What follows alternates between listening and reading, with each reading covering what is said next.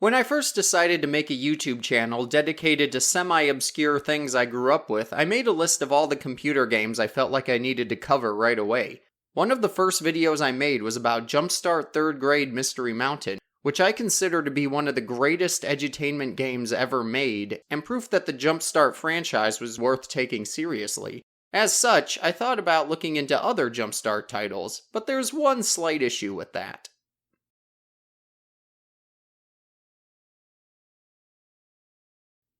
Yeah, there's quite a lot to get through. I don't even know where to begin. Some games have lore, some are just compilations of minigames, some are sports games, some have characters from other games, and so on. To top it off, some of these are expensive and hard to find reliable sellers for, so when I decided to tackle the Jumpstart universe, I thought of a few ways I could go about it. Since I started with 3rd grade, I thought that maybe I could work up from there. That means 4th grade is next.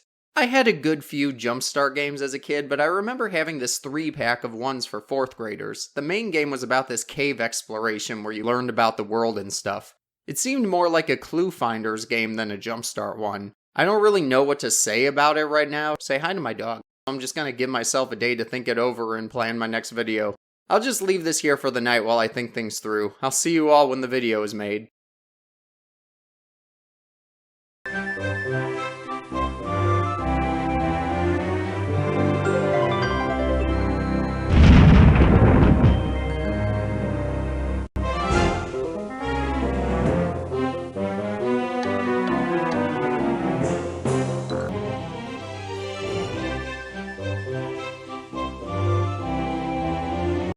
Alright, it's morning now, and I've thought it over, and I think I'm finally ready to tackle this. Let's get What did you do? Since an evil witch has turned my copy of Jumpstart 4th grade into a completely different one, I guess I have no choice but to play it. So this particular version, Haunted Island, is unique because it's actually a game Jumpstart wants you to forget about. It was notorious for being terrifying and having a shockingly dark tone for a children's game. It was discontinued in 1999 and hardly any of its characters have ever appeared in Jumpstart media since. No one knows the exact reason for its retirement, but it's heavily theorized to be because of how many players found it to be too scary. Long before Five Nights at Freddy's, this was the original children's horror game. What Jumpstart wants us to play instead is the one I mentioned earlier, Sapphire Falls, which was far more lighthearted. It was intended to be the replacement for Haunted Island, but that's not what we're here for. Just like how I played 3rd grade when I was only in 2nd, I'm going to play the version of 4th grade the company doesn't want me to. Get in the boat, cause we're headed over to the Haunted Island. When you start things up, you're immediately faced with an unsettling intro. A happy little school turns sinister as an evil teacher named Miss Grunkle turns her students into monsters before trapping them in the attic of her house. Still better than some of my grade school teachers. She flies away on her broomstick, but carelessly drops her magic wand and every single key needed to get through her house. Wow, just in case you thought you had a bad day. Imagine her reaction to finding out her most important possessions were scattered throughout an entire island. When the game begins, you put your name in and... I don't like that very much. Once you're on the island, you're greeted by a bat named Flap outside a fortune teller booth. Flap tells you everything I just did and has a voice that people think was inspired by Peter Lorre. Hello, what a nice specimen you'll make. Oh, I didn't recognize you. You're one of the kids, aren't you? Not sure why every piece of children's media has to rip into him all the time. Apparently you were a student in Miss Grunkle's class and you missed the day of school where everyone got transformed. Why is it that you always miss the best days when you get sick? Your friends need you to rescue them. All of their most prized possessions are hidden about the island, and you need to find them to break Miss Grunkle's spells. As you heard, accompanied by that disturbing music that follows you for the entire game, you have to find the children's most prized possessions in order to bring them back to normal. I guess those fell out of Miss Grunkle's bag too. To do this, you need guidance from the fortune teller, Madame Pomrita. Okay, that's clever. You can use the crystal ball icon at the bottom of your screen to talk to her at any time. Dear Crystal, dear Ball, don't stop till you show us all. This art style really reminds me of an old book I used to read called The Stinky Cheese Man. Both Pomrita and Grunkle are voiced by the famous actress Jeannie Elias, while Flap is voiced by the late Tony Pope. It makes me happy to see someone who contributed so much of his skill to the Jumpstart series in a leading role, but it makes the game's retirement all the more disappointing. Madame Pomrita sees one of the transformed kids in her crystal ball, and she sends you on a quest to play minigames to turn them back to normal. You are then released into the island and are free to explore everything around you. You need to collect 25 keys to get through Miss Grunkle's house, but you can only get them by accumulating 5,000 points in the minigames. You need to turn all the kids back to normal, but you also need to collect all the keys in order to win. It's complicated, but you get the hang of it. Throughout your adventure on the island, you can pull a few things up from your utility belt as you need them. In later copies of the game, you can access a map that will let you fast travel to different locations if you don't want to walk everywhere. This feature was likely added to decrease the frustration of flailing around in the darkness unable to find anything. You can change the difficulty of the minigames and the level will be indicated by the amount of witch hats you see below. You can also open a yearbook to check your progress and see notes of which subjects you're good at. And you can also click the bad icon to summon Flap. He'll give you some piece of advice to help you through whatever situation you're in. As you might have guessed, Flap is your Botley counterpart in this game. Unlike Botley, who was your best friend and would gladly take a bullet for you, Flap could be considered a reluctant helper who assists you just because he can. He doesn't seem as chummy with you as other Jumpstart main characters, but you still get along, even though he wants to experiment on you in the beginning. You know, friendships can be like that. I really don't mind this because it fits the feel of the environment and it's good to have variety in your characters. He's also charming in his own way, so I grew to like his company. Progress report shows all the subjects you've been working on. You can see how many times you tried and how many times you succeeded. If you want to work more on a subject, just click on it. For a fun little Easter egg, this cage next to Madame Pomrita's booth says Circa Jumpstart on it. If you press up in front of it, you see a creepy version of the town from Jumpstart Pre-K. How's that for a throwback? A secret that shows a scary rendition of a game you used to play. It's canon creepypasta, all things considered. If you don't use the fast travel, you can walk around and find places to play the minigames on your own. While you're walking, you may encounter a ghost named Repsack, and hold on a minute. When you see a name like Repsack, you just know it's something clever spelled backwards. They literally named one of their characters after Casper the Friendly Ghost. Only this one isn't so friendly because he hits you with quizzes and if you get an answer wrong, he drains your life. Your life is represented by a candle in the upper left corner. When it goes out, Miss Grunkle sends you to a labyrinth. If you reach the fountain hidden inside, you can restore your health before making an escape. It's also worth mentioning that it's very difficult to encounter Repsack if you're using the map to travel, so if you're playing on a copy that came out in '98, it's mostly just a self-imposed challenge. Basically, everything works like this. Madame Pomrita gives you a poem that can be interpreted to refer to one of the minigames. You then seek it out and play it. In the '96 version of the game, you would need to play it 3 times in order to get a missing possession. In the '98 version, you only need to play it twice. Let's go over each of the minigames in question. The first one is one of my favorites. You play as a spider and you have to crawl to bugs on your web in order to spell out a word that they use in a sentence. After hearing how these bugs talk about you, you don't really feel bad for them. Ooh-wee! There's some nice meat on those bones. Hey, Spider, check it out! Supper time! You can't hit a wrong letter or you lose a life, and you can only move in a locked direction along the string of webs by pressing the arrow keys to control where you go. Harder difficulties add a big red spider that tries to eat you instead of the bugs. As fun as this can be, it can be difficult to tell which arrow you need to press to move in the direction you want to go in. By the way, how's this for motivation? Supposedly if you lose, the spider eats you instead of the bugs. That ought to scare kids into trying to win. The next game is another one of my favorites. You have to write out a Mad Lib for some dead guy's grave by clicking a word that correlates with what you're asked for. You can get some pretty funny stories out of these. You will feel its gentle, clammy fingers on your robe. At first, it will feel like a spider tickling your foot, so you'll stumble, stepping down the highway. And then the moist, dripping fingers will slowly encircle your leg like a poodle. Harder stages don't even give you context. You just hit words at random and wait to see the mess of a story you created. There's just one thing I don't like about this level. It's timed. You're trying to write an inscription on the tombstone before the Grim Reaper shows up because apparently this ghost can't rest in peace until his grave says something.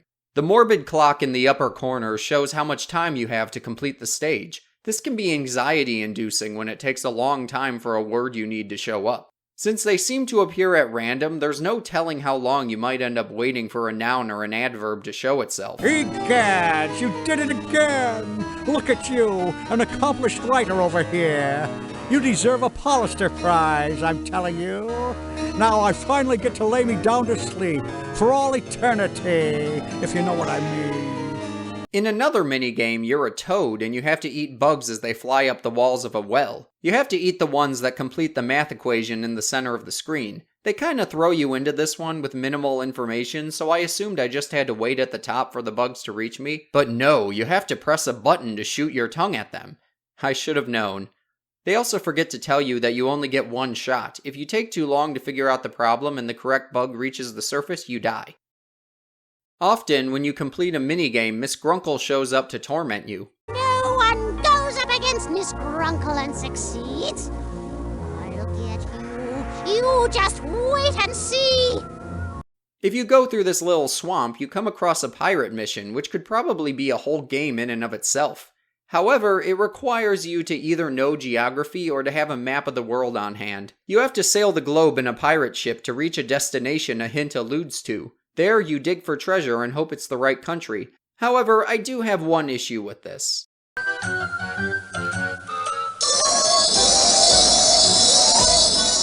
That is an unpleasant noise if I've ever heard one. It's there throughout the entire level because it plays whenever your ship moves. They couldn't have made it sound a little more watery? You also have enemy pirate ships flying at you full speed, making it really hard to see them coming. If they hit you, you play this minigame where you shoot cannons at their fleet.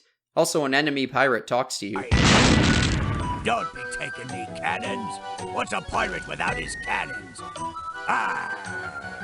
Since you only have a limited number of cannonballs, you have to find them on the map. You also have to find food because you lose some whenever you move. When your food counter reaches 0, the game ends. The worst has come, Captain. We've run out of food. It's a little jarring that they have this British guy talking to you on the ship when he isn't a character in the overall game. While this is a pretty fun mission, I think they should have toned it down with how frequently the enemies fly at you. They also should have made your food counter higher or gotten rid of it entirely. There isn't any educational value to be had shooting cannonballs and collecting food. Also, not really a criticism, but I never really saw pirates as a horror concept. I guess the enemy ships are supposed to be ghost ships, and it's still an interesting level choice. I guess toads eating flies isn't really horror-esque either, but that stage had math, so that covers the fear aspect pretty well. Also, I just have no idea how this level works in canon. Do you actually board a pirate ship with a whole crew, become a captain, and navigate the entire world multiple times in one night, while in the middle of trying to save your friends? I'm looking too deeply into it, let's move on. When you head to the clock tower, you have to help a hunchback play a few public domain songs. Sanctuary! Sanctuary! That's right, this whole stage is a Hunchback of Notre Dame reference. Did I scare you? My dad would have scared you. Is he talking about Frollo? Can you play Hellfire on this organ? This game came out the same year as the Disney adaptation, so this level was probably made to ride the hype train. Also, the Hunchback's name is Semimoto, which is a hilarious parody of Quasimodo. It's really simple, you just play the correct keys on the piano as a bat flies toward them. It's pretty good, and good on them for making me laugh so hard.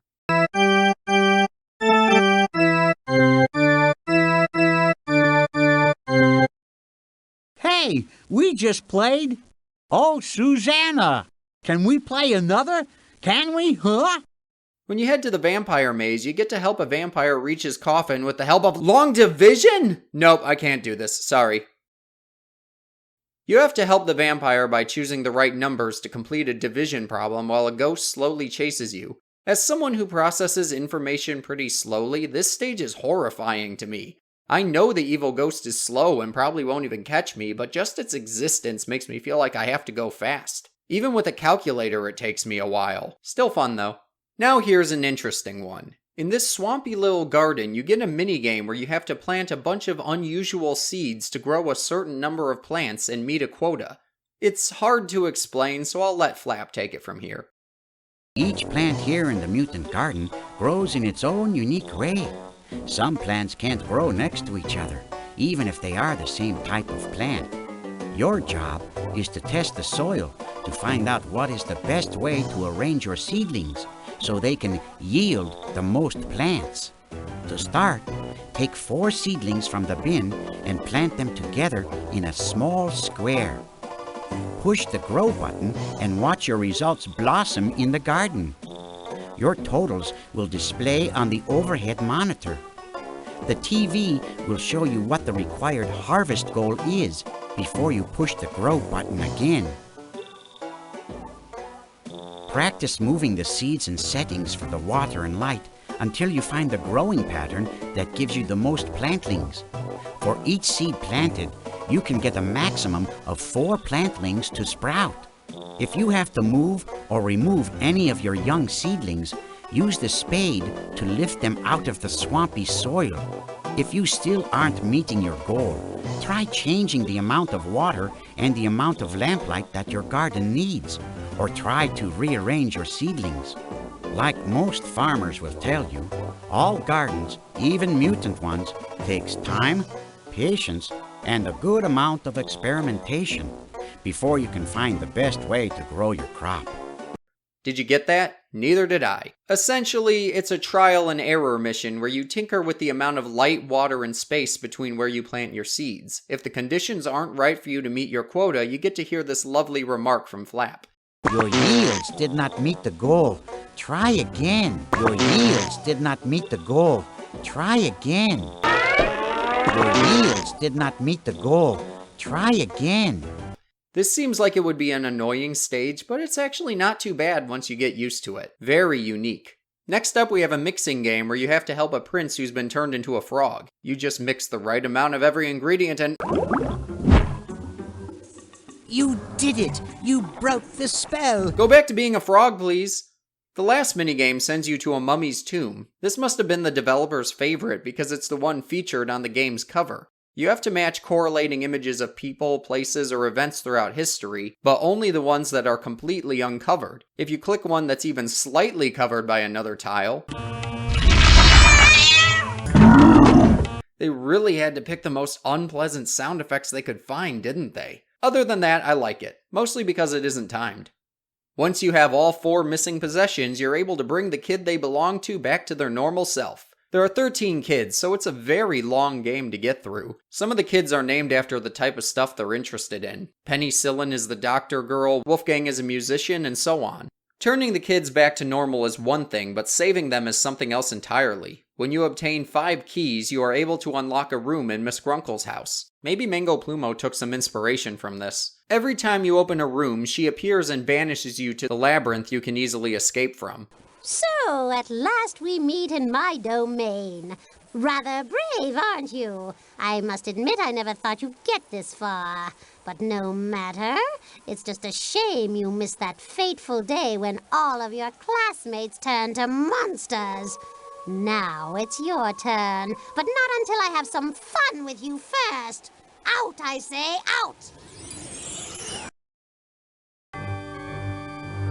That's basically the only thing she does to stop you. When you reach the attic where your classmates are being held, it seems like Grunkle's been expecting you all along. The perfect plan. I knew you'd make it. Now that I have you all together, I can be sure I'll never be foiled. Monsters you will all become. What a twist! But to make for an even bigger twist, you pull out the magic wand Grunkle lost and overpower her. Unfortunately, you don't get to defeat her because she escapes out the window and promises to get you next time. Considering she's your teacher, that'll probably be tomorrow. It leaves it feeling a little too open-ended. Just like in 3rd grade, the villain's ultimate defeat is slightly anticlimactic. However, since she's just a witch and didn't really do anything but bully a few kids for a night, she isn't the most unlikable antagonist in gaming history. It's not like she committed the various war crimes Polly Sparks is currently on trial for. At least everything turns happy again once she's gone, hopefully for good. It would suck to have to do all that again. It ain't easy steering a pirate ship across the world several times in one night, and that's basically a rundown of the overall game. So what do we think? Did it really deserve to be kicked aside and replaced in the franchise? Well, let's take a look at some of its pros and cons. It definitely has its fair share of both. I love the atmosphere it creates. It really sucks you in and puts you in this terrifying world where everything feels against you. When walking through the forest, you really don't know what's going to jump out and scare you. In terms of horror, they really nailed it. This is a great example of kid-friendly horror done right. Even though the pirate and Egyptian stages feel out of place, they're still fun, and I really can't complain about them. Now let's talk about some of my criticisms.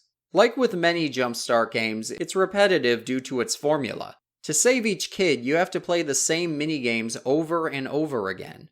Without the map to instantly travel where you want to go, you're left to wander around and figure out where to go for yourself. I can see how this game would have tried the patience of many young players. While they did fix it, the game still requires a great deal of patience. Part of me kind of wishes the ending was more conclusive after all the work it takes to reach it.